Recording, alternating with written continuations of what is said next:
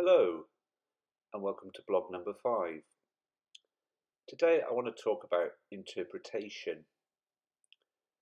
Recently in the world of UFO news there was a Washington DC Press Club presentation from former US personnel who witnessed UFOs at nuclear missile sites. In some cases the UFOs deactivated the missiles. Now here we have a classic situation of how an individual's mind can interpret events differently.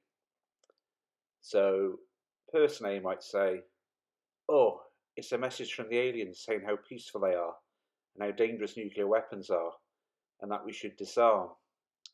Person B, on the other hand, might say, "It's what I would call a nature display, a display of strength.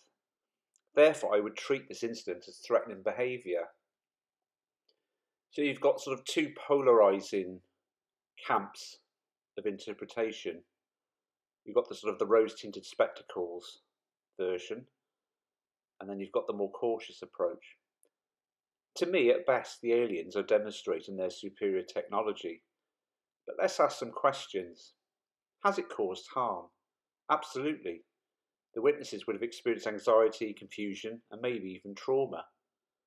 And secondly, the visitor hasn't identified itself or its purpose. So I'm getting out my red card on this one. Do you ever think about the future with regards to UFO disclosure? Back in the early 1990s, when I got hooked into UFOs, I would have to be honest and thought disclosure would have occurred by now, but it hasn't. When will it occur? Who knows? We all might be here in another 10 years talking about disclosure. I hope it doesn't go on that long. I think I'll run out of blog subjects to talk about. There's an old saying that nature abhors a vacuum. And because the aliens haven't revealed themselves or their purpose, we've got this big vacuum, this big mystery, and it gets filled with all sorts of fanciful theories. They're us from the future. They're a parallel civilization that's lived underground for decades. They're multidimensional. So you have all these exotic theories, when the reality is it's Occam's razor, and they're just physical beings from elsewhere.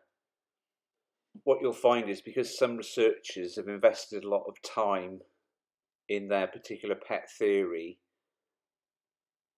as time marches on and the alien answer appears to be the correct one, you'll see increasingly defensive manoeuvres from these people. I'll see you again soon. Goodbye.